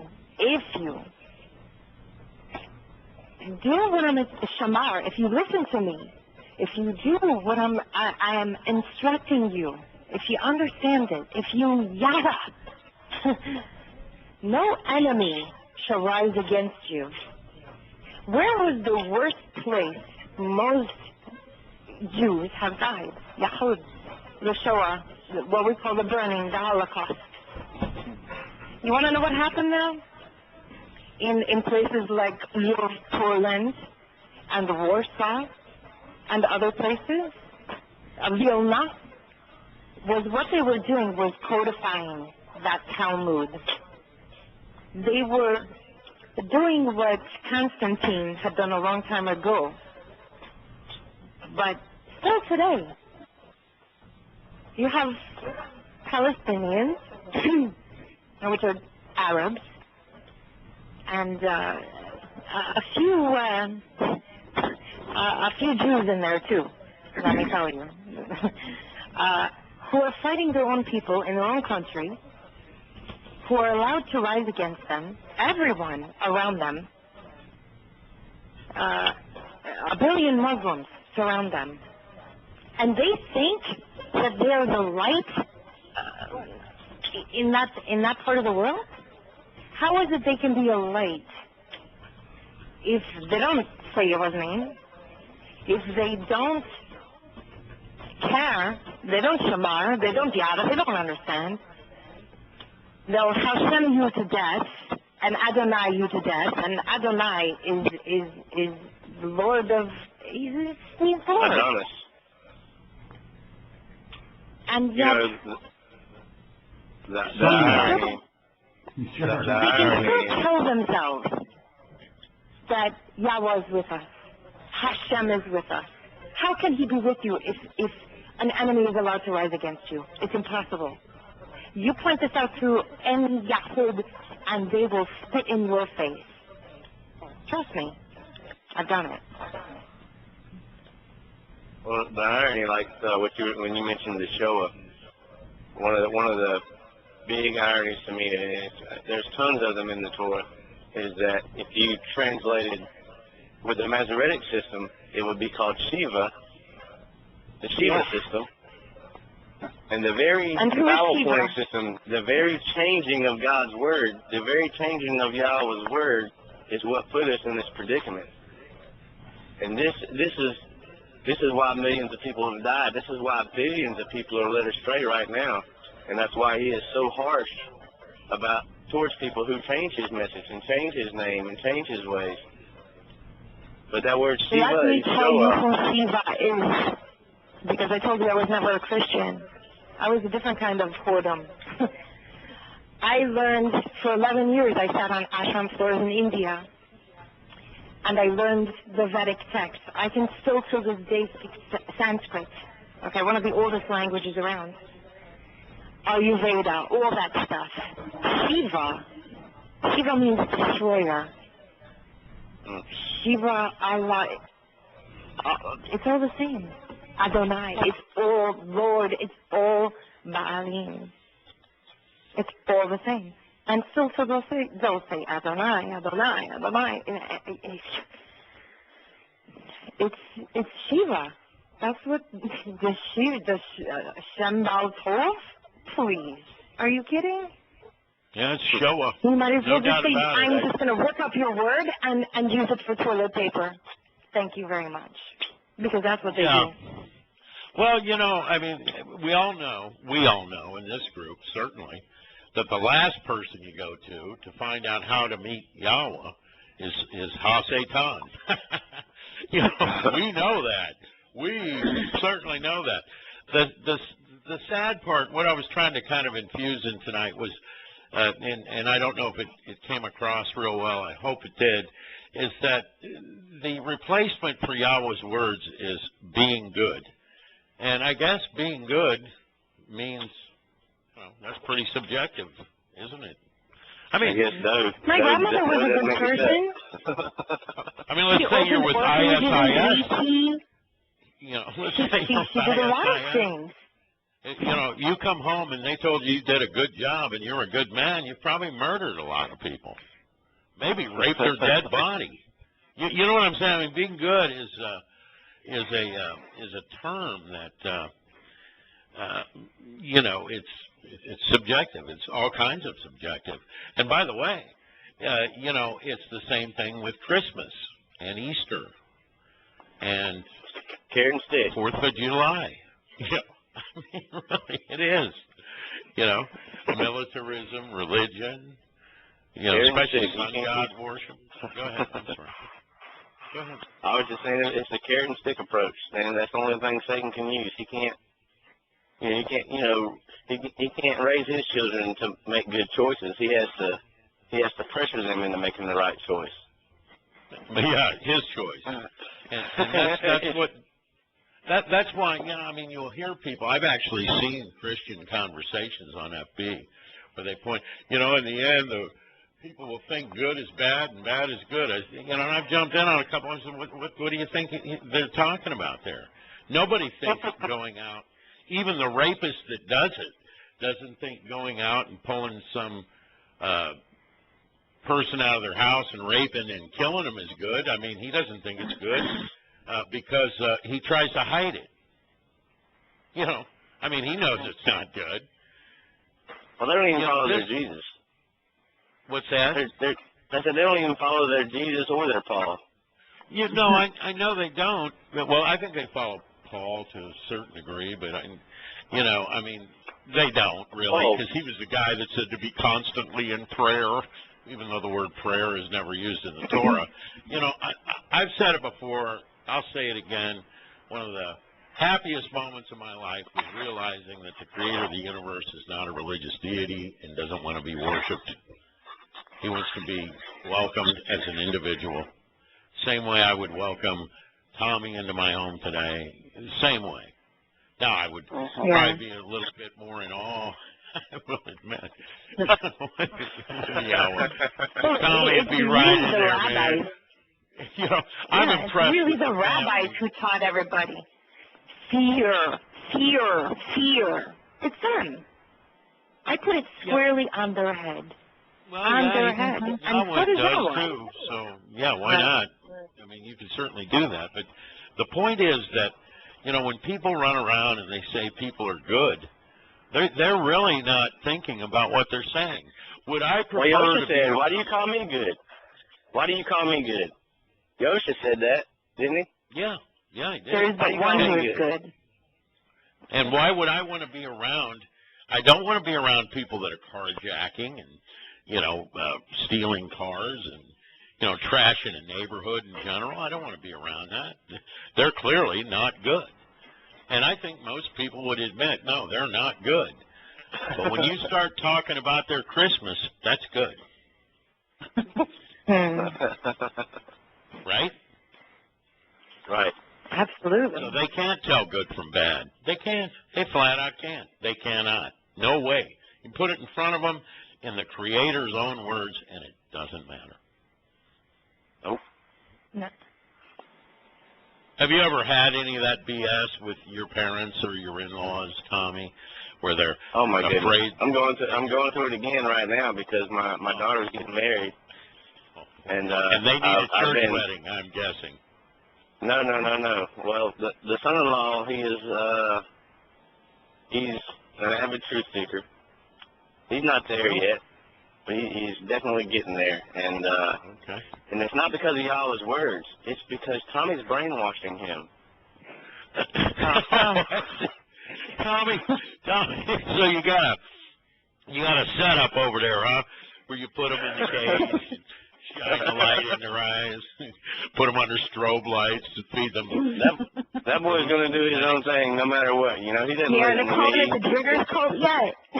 Oh, yeah, we're definitely the cult. The whole family, the whole... You're all a cult? They're all praying against us, and, they want Who's giving you all this money and stuff? I mean, what are you getting out of running this cult? A lot of grief. There's reality, folks. Religious people are insane. They're insane. There's a term in psychology they call projection. And that's what you got. I mean, it's projection. What do they care what their son believes? Are they religious people? Very religious. Oh, that's why they care. I see. Yeah. Which one? Which flavor? Excuse me? Which flavor? Messianic Judaism. Oh, no. So instead of having no religion, they have adopted two religions. They've got Jesus and Yeshua. Okay. And no Yahweh. No Yahweh at all. One foot in the grave and the other on a banana peel. Pretty much. Messianics are about as confused as they get. They're always writing nice things, that you should be nice. Oh, yeah. And so forth, you know. And, of course, I don't know what being nice has to do with it. Dode wasn't exactly nice to the people that opposed Yahweh's words. I mean, not even a little bit. Said he None of hated the prophets were. None of the prophets were. Well, of course they weren't. They were killed by these people. They were killed by religious people. And when I show them Yahweh's words and the prophet's words, and they say, "Are you going to put yourself on a pedestal with them because you're not a prophet?" And I'm like, why do you what think can I show you? Yahweh had the prophet write these words down? Think about it, and get back to me in a couple of days. You know what I mean? Yeah. You're not a prophet. Who said? You're sharing the prophet's words with them, and they're telling you you're not a prophet. You say, well, you know, I didn't say Tommy said. You know. Exactly. Well, it's after hours here. We're coming around 9:30 now, so I'm going to hang up. But it's been a pleasure. You know. Before you hang up, I would suggest we need an after hours group. Yeah, that sounds like a good idea. Well, we could sign one up, but buddy, I tell you, by the time I'm done with my week and I get into Shabbat, I just can't wait to take a bit of a breather here at this point. Yeah, we could do that. Don't get me wrong, we could do it. We could do it. So I know I've got I swear I'm going to move in with the triggers. The pictures they post, they look like they have so much fun. Oh, we haven't done it. What else can we do? What else can we do to the end, right? Well, the one thing they make everybody do when they come to their house is drink a bottle of Mountain Dew. I mean, come on. Oh, man. I don't think I've ever had Mountain Dew. Stay away from it. It'll tickle your innards. It'll tickle your innards. I'm telling you, please. What time is it in the Caribbean there, Elise? 7:30? No, it's 9:28. Well, for 6 months of the year, we're the same time as Florida, the East Coast. Mm-hmm. But for the other six months of the year, you are an hour ahead of us. Yeah, you don't go to the daylight savings time thing or whatever it's called. No. Which is, I've always found that to be disruptive. It disrupts everything. It is. Yes, it does. And the wonderful thing I like particularly about this island is that there's small villages, there's no shopping malls, there's no real streets, there's none of that. I don't even have a street name, but we don't have those. People ask me where I live. I'm like, up the hill and in the jungle. But the wonderful thing is that I don't have to endure like you guys do. Because Yahweh gives me what I can handle, and I just can't handle that. I don't have to listen to 3 months of Christmas music and Halloween stuff and all that other garbage. Because that's a big plus. I just couldn't. Yeah, it's a huge plus. But, you know, on the other hand, it's a lot more work. You know, you don't have infrastructure here. There's no mail service. There's no road paving. There's none of that stuff. So, you know, you got to take out your own garbage and do your own things. Yeah. But to me, it's nice. And there was a man here, I think he was more of a messianic, last name Maya. It was Yahowah. And he was teaching some of the locals that Christmas is wrong, Easter is wrong. So a fair amount of them kind of get it, but they're still into very big on their praise and their worship and all the rest. Well, that island's dominantly Catholic, right? Oh, no. It's Commonwealth of Dominica. It's not Dominican Republic. Dominican Republic is steeped in Catholicism. It was here, too, until Mr. Myers moved here and opened a small assembly, and it grew quite large.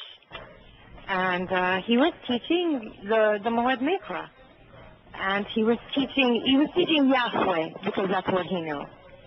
And Yeshua. But, you know, it's a far cry from Roman Catholicism to that. Oh, yeah. But, you know, they still have a long way to go, and, you know, whoever wants to listen, I'll speak with them. But many just don't care. They don't. Yeah, it's a pretty simple situation here in the States, too. Hey, Tommy, I'm going to sign you up for the understatement of the Decade Award. I am not kidding.